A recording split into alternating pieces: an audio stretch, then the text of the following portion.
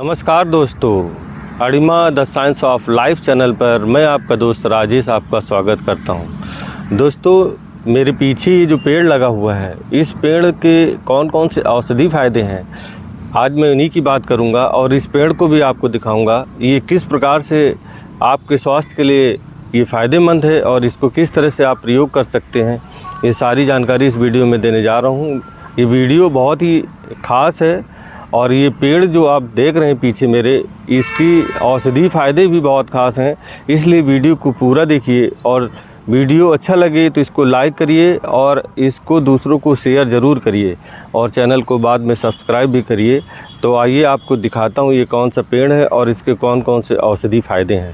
दोस्तों देखिए, ये इस प्रकार से इस पेड़ के फूल होते हैं जो कि वर्षा ऋतु में, बरसात के मौसम में ये निकलते हैं। और दोस्तों, इस के फूल तो बारिश के मौसम में लगते हैं, लेकिन इसकी जो फलियां इसमें लगती हैं, मतलब जनवरी फरवरी में फलियां लगती हैं और मार्च के महीने में आप उन फलियों को तोड़कर इस्तेमाल कर सकते हैं।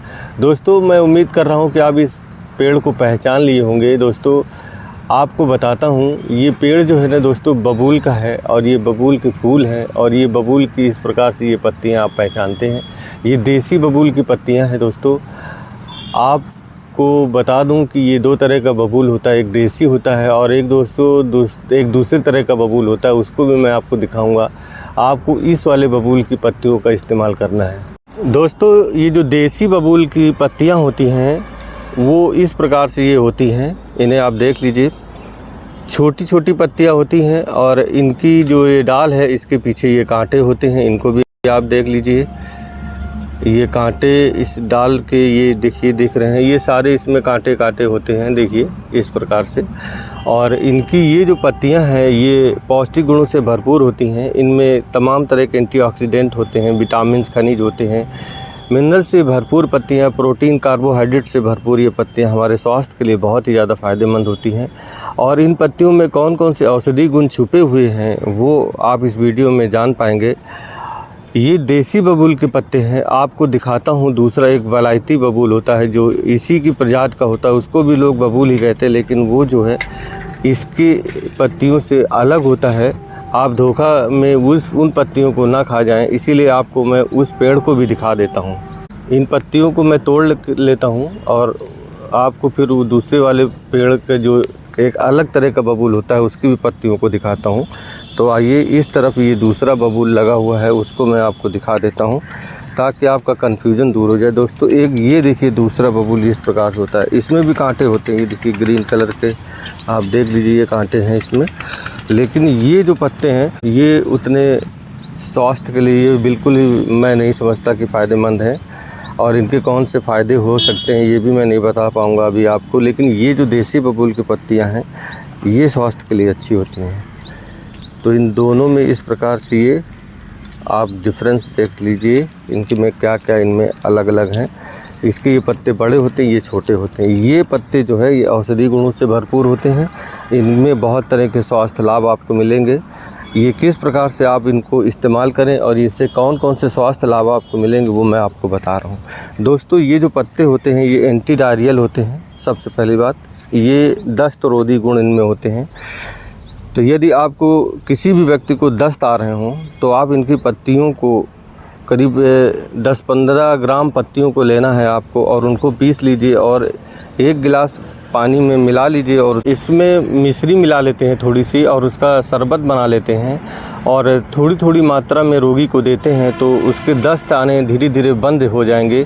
क्योंकि गर्मी के कारण, पेट की गर्मी की वजह से दस्त आने शुरू हो जाते हैं गर्मी के दिनों में। इसलिए दोस्तों, जब आप ये जो पत्तियां हैं दोस्तों ये ठंडी प्रकृति की होती हैं और मिश्री भी ठंडी प्रकृति की होती है। जब आप इनका कॉम्बिनेशन बनाकर रोगी को देंगे, 1-1 चम्मच 2-2 चम्मच थोड़ी थोड़ी देर में पिलाएंगे तो उसके दस्त जो हैं वो धीरे धीरे रुक जाएंगे और 2-3-4 बार 10 बार देने के बाद अब उसको दस्त आने बंद हो जाएंगे। इस तरह से ये दस्त रोधी इसमें गुण होते हैं और दस्त जिनको आए, डायरिया जिसको हो, तो ये आप इसका इस्तेमाल देसी उपाय इस तरह से ये कर सकते हैं। अगर ज़्यादा गंभीर स्थिति हो तो आप अपना डॉक्टर के पास ले जा सकते हैं, वैद्य से, चिकित्सक से परामर्श ले सकते हैं।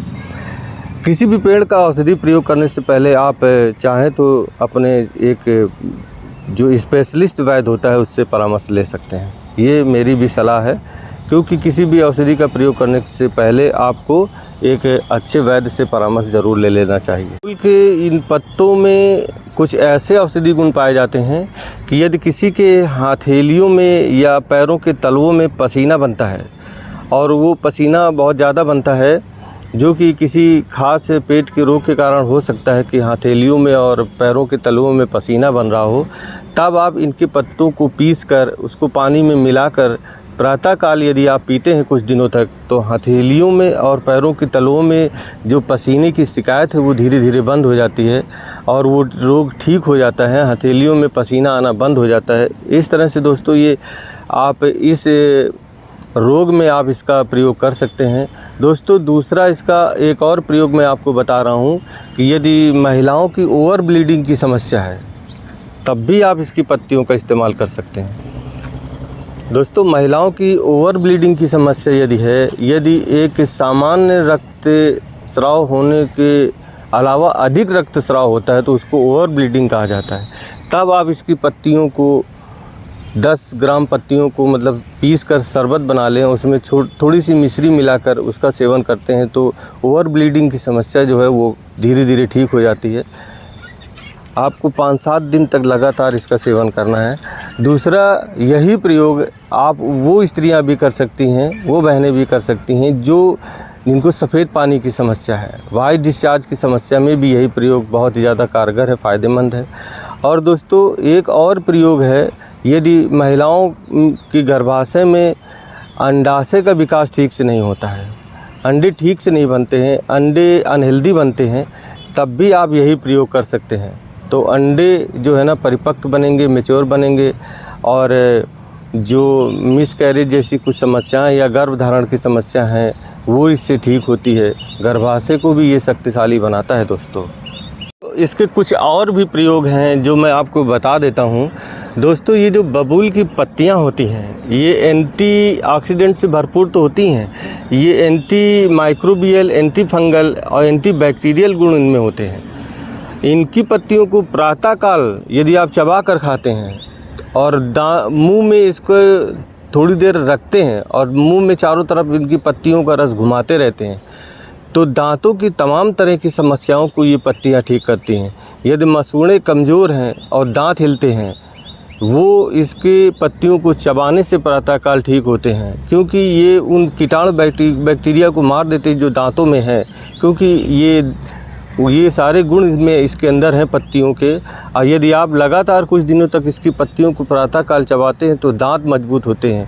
इसके बाद इसकी टहनी से आप दातुन करते हैं तो आपके दांत मेरे हिसाब से पूरी ज़िंदगी ठीक रह सकते हैं, यदि आप इन बबूल की पत्तियों को समय समय पर प्रयोग करते हैं। हमेशा तो कोई नहीं कर सकता दोस्तों, लेकिन यदि आप महीने में 15-20 दिन भी इनकी पत्तियों को खाते हैं तो आपके दांत हमेशा हेल्दी रहेंगे, कीटाणु बैक्टीरिया से मुक्त रहेंगे। दोस्तों इसका और भी एक फ़ायदा मैं आपको बताता हूँ। यदि आप बबूल की पत्तियों को प्रातःकाल 5 से 10 ग्राम पत्तियों को नियमित चबाते हैं तो ये वीर्य को गाढ़ा करता है। वीर्य को गाढ़ा करने के अलावा दोस्तों ये स्तंभन दोष को भी दूर करता है, इरेक्टाइल डिसफंक्शन को भी ये ठीक करता है और यौन शक्ति को बढ़ाने में ये फ़ायदा करता है। दोस्तों इस प्रकार से इसकी पत्तियां बहुत ही बेमिसाल हैं और ये पेड़ हमारे जीवन के लिए बहुत ही ज़्यादा उपयोगी है। ये पेड़ व्यर्थ के नहीं हैं, इनमें सारे औषधि गुण भरे पड़े हैं। अलग अलग पेड़ अलग अलग औषधि गुणों से संपन्न हैं, इसलिए आप कोशिश करिए कि एक एक पेड़ की जानकारी धीरे धीरे बढ़ाइए, जिससे कि आपका ज्ञान अर्जन भी होगा और आप जो है इससे तमाम तरह के लाभ ले सकते हैं। और ये हमारे लिए मुफ्त की दवाएं हैं दोस्तों। इरेक्टाइल डिसफंक्शन ये ठीक करता है, वीर्य को गाढ़ा करता है। यही सेम ये कंडीशन महिलाओं को भी फ़ायदा पहुंचाता है, उनके भी गर्भाशय को शक्ति देता है। दोस्तों इसकी पत्तियों को चबाने से हमारा पाचन तंत्र भी ठीक होता है, इंडाइजेशन की समस्या वो ठीक होती है। लेकिन इनकी पत्तियां उन व्यक्तियों को अवॉइड करनी चाहिए जिनको कॉन्स्टिपेशन की समस्या है, जिनको क्रोनिक कॉन्स्टिपेशन है, क्योंकि इन पत्तियों में मल को बांधने का गुण होता है।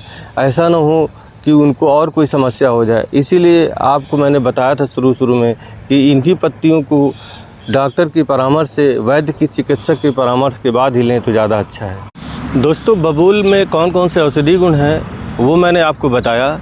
इसमें और भी तमाम तरह के औषधि गुण पाए जाते हैं। आगे किसी नए वीडियो में फिर से आपसे नई जानकारियाँ शेयर करूँगा, और इस वीडियो को दूसरों को शेयर कर दीजिए और चैनल को सब्सक्राइब कर लीजिए। मिलती है अगले किसी नए वीडियो में फिर से, तब तक के लिए धन्यवाद। जय हिंद।